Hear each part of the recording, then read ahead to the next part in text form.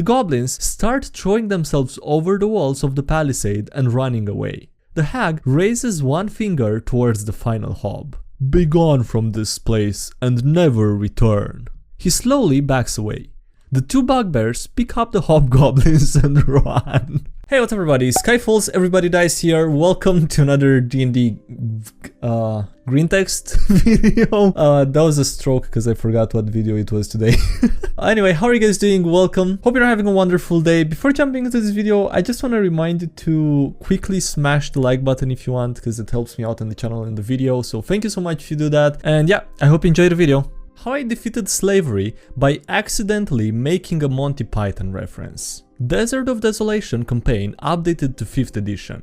The party has been tasked by a local prince to find his kidnapped fiancée. We deduced that the woman was probably taken by the local drow slaver guild that had overthrown the local guild some weeks ago and arranged a meeting where we pretended to be interested in buying slaves. We didn't find any trace of the woman, but we figured we were on the right track.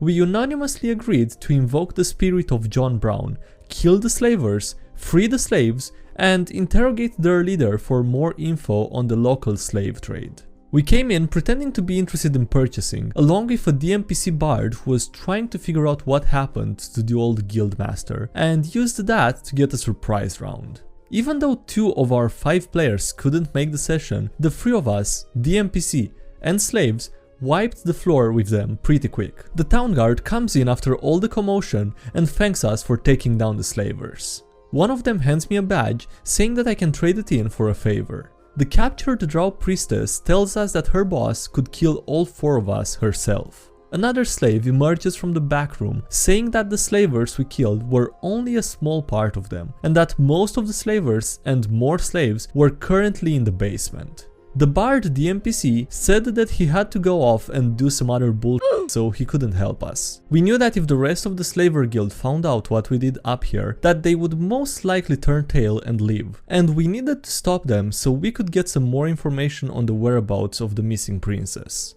But with 2 party members gone that session and the bard gone, that left 3 of us, and we knew we weren't going to be able to survive going head on. I asked the DM if I can turn in that badge that I got to get the town guard to help us take on the rest of the slavers. The DM says I could, but running to the other side of the town, cashing in the favor, and mobilizing the town guard at midnight would take about 2 hours. The Eldritch Knight and Wizard in our party says that he can use this guy's self to change his appearance into a drow priestess and distract them for a few hours while I rally the guards. We agree on the plan. He disguises himself and marches downstairs while I sprint across the desert in the middle of the night to get backup. Wizard Warrior successfully fools the drow and tells them to start cleaning the place up because they're having guests coming later. Which is technically true. He keeps the slavers busy for 2 hours while I come racing back leading the town guard. Right before we bust down the front door, the DM asks me, roll a persuasion check to see how many guards you managed to gather. 19 plus 6 equals 25. DM just goes, oh, okay then, plops down around 20 town guard tokens onto the map. About 2/3 of the room is suddenly filled with town guards. The slavers are all either sleeping, cleaning, or just picking their nose doing basically nothing at 2 AM when suddenly 25 plus professional soldiers ready for battle burst through the door. The DM doesn't even bother with starting an encounter.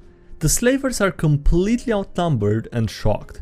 Virtually all of them just surrender immediately. The next 20 minutes are absolute chaos as the medieval SWAT team swarms the building, busting down doors and arresting everyone. We overcome the encounter without having to roll any attacks. The major climatic battle was ended abruptly when the police come in and just arrest everyone. Me, after later realizing that I accidentally recreated the ending of Monty Python and the Holy Grail. Pick related, okay.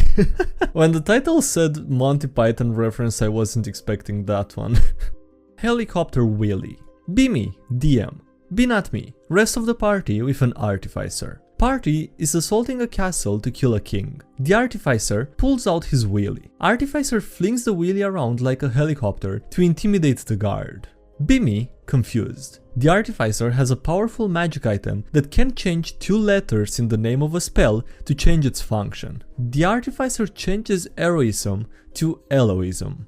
The Artificer's wheelie grows to the size of a helicopter blade. The Artificer flies to the top of the tower and kills the guard. He opens the castle door and lets the party in. The wheelie shrinks back down when the spell wears off. Wheelie is noticeably smaller than it was before the spell. Sad Artificer noises. Okay, what the f did I just read here? Asymmetrical Warfare. How a single hag defeated a goblinoid army. Bimi, first level Yuan-Tai wizard in 5th edition. Binatmi, rogue, fighter, sorcerer, druid and cleric. Be defending our land from invading goblinoids. They've set up a big, well-defended camp with a palisade and at least 15 goblins and 10 hobgoblins. Okay, I had to Google what a palisade is. The first thing that came up is a car, because of course there has to be one with the same name. But basically it's just a medieval type of defensive wall.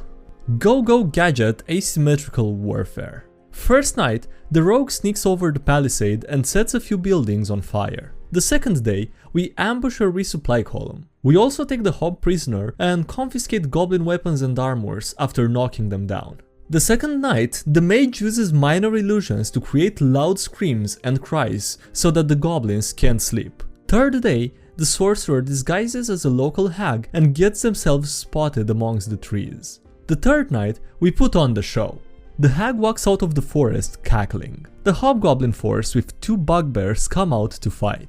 Minor illusion beams of fire coming from her fingers. The cleric and fighter throw molotovs at the buildings and they set them alight. The quote-unquote hag slowly advances. A hobgoblin throws a javelin. The javelin misses. The hag raises one finger and twitches it. A silent arrow goes through the hobgoblin's eye. A tactical double sleep spell knocks 4 other hobgoblins out. The goblins start throwing themselves over the walls of the palisade and running away. The hag raises one finger towards the final hob. Begone from this place and never return. He slowly backs away. The 2 bugbears pick up the hobgoblins and run. It's not a war crime if no one lives to tell the tale. A kobold story. Bimi, a kobold GWF samurai. Binatmi, party. Goliath barbarian, Dragonborn cleric, Triton druid, variant human monk, and an NPC goblin rogue.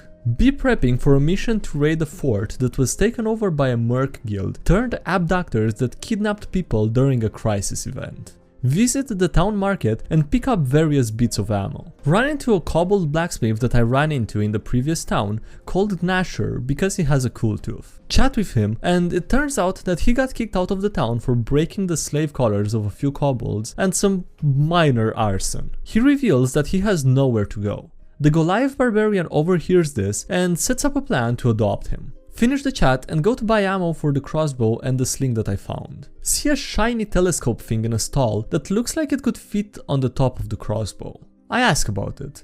The stall owner calls it a scope, says it goes on the crossbows and helps you aim better with them. I ask to buy it. Sorry, it's for mercs only, little guy. Get out my merc badge and show it to him. He apologizes and takes me around the back to help me set it up on my heavy crossbow. My face when I now have a permanent +1 to hit on that heavy crossbow. Thank the merchant and ask him if he has any ammo for my sling. He offers me wooden, iron and steel balls. Wooden balls do no damage but are good distraction tools. They make a loud noise when they strike solid material. Iron is the standard ammo. Steel hits harder than iron with +1 damage. I take 1 bag of each. Head to the bunkhouse for the night and meet up with the Goliath barbarian on the way and help facilitate Gnasher's adoption. Find out that he's stronger than me and has a +10 to animal handling for some reason. Find out that his animal handling is because the GM thought he'd make a good driver. Meanwhile, we head up to the fort that the abductors have taken over. Run into a DMPC/NPC that everyone loves called Mr. Scales. Mr. Scales is the DM's PC from a few different games that he was a player in and has kinda become an OC of his. Everyone loves him for the chaotic stupid, in a good way, things that he gets up to. He's fighting some of the abductors that hadn't made it to the fort yet. Kill all but 2 of them who promptly surrender. Give the people who were kidnapped some spare weapons and set them on their way back to the town. Invite Mr. Scales to come with us on the raid. He accepts the invite, we make our way up, and Mr. Scales suggests sneaking in and poisoning them first. Split into two groups, Sabotage Team and Assault Team. The Sabotage Team consists of Triton Druid, Variant Human Monk, and Mr. Scales. The Assault Team is me, the Goliath Barbarian, and the Dragonborn Cleric. Give the Sabotage Team a time frame to complete their mission, which they do. The Goliath Barbarian cleaves the door open as we enter. Everyone is poisoned as well as surprised. We use that to our advantage. Initiative time. Just straight up delete two frontline enemies during the surprise round. As I cleave one of them, I look over to the mercs turned kidnappers and say, I see humans, but no humanity. In character, I heard that line in a story and thought it was really cool. Round 1 proper, the enemies charge in towards me and give me a good bonk. The offending enemy is dispatched before I get my chance at revenge, so I take it out on his body further back. I run and jump on top of a barrel, kick off of it, and decapitate my target before pivoting, using the momentum to draw my crossbow and take a pot shot at another enemy further inside the fort. Systematically clear out the baddies with the party.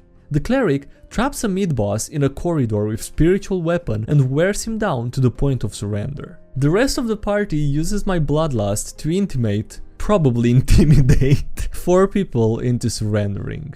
Get slapped by a guiding bolt from a priest, glowing harder than an undercover cop at a sting operation convention. Message the DM saying something to the effect of, hey, mind if I use this to explain why I'm multiclassing into DSS soon? Assuming that he'll just give the okay to it and it will be solely for flavor. The DM rolls with it and says that I absorb the glow, no longer having advantage against me. Pretty pog, not that it matters as my team sweep the rest of the enemies, including the priest who guiding bolted me. Get a vision of me as a baby, a dragon petting me on the head. Mildly excited for where that's gonna go. Down 2 health pots as we get ready to clear out the next section. Move all the captured foes into one spot for ease of access. Hop into the Goliath Barbarian's backpack because small size. Head into the next area. We see a noble, a spy, a knight, a priest, and an ogre zombie. For those of you who are new here, ogre zombies are a homebrew creation of my DM, essentially being large zombies that have class abilities and features. The barbarian grapples it. I slide down its back and sweep the legs of the spy, and then swipe a spell scroll that he dropped before intimidating him with the smile. Folds like an omelette and gets in the corner as per instruction. The barbarian's wolf pet casts chill touch on the ogre zombie. The Goblin Rogue NPC notices the cannon in the corner of the room and accidentally sets it off, one hit KOing both the Ogre Zombie and the Spy. Cleric casts Fear in a brilliant tactical play, forcing the Knight into the corner of the room as the Cleric is blocking the only exit. The Noble is the only one who can attempt to dip, but fails miserably and is killed. The Priest makes his save and casts Spirit Guardians.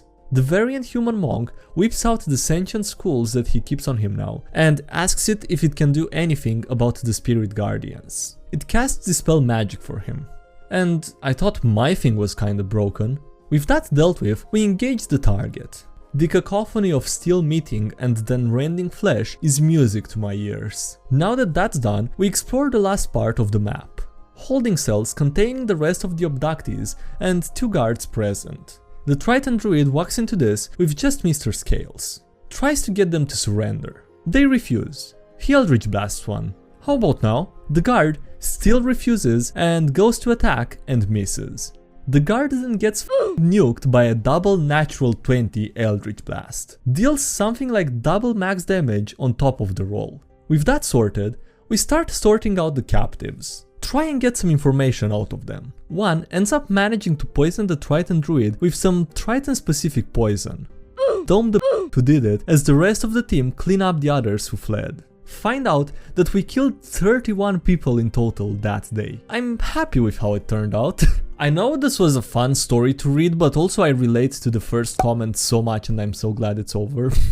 Because reading this almost gave me multiple strokes with the typos. Jesus Christ. Alright, that was it for this video. So thank you so much for watching. I hope you enjoyed it. If you made it this far, please leave a like and consider subscribing for more content. Also, thank you to everyone supporting the channel on Patreon. I really appreciate it. So thank you so much for the support given there. Links below if you want to check that out, as well as links to any social media, the Discord server, the subreddit, and anything else. And yeah, that's it. Thanks for watching, and I'll see you next time. Have a great day. Bye.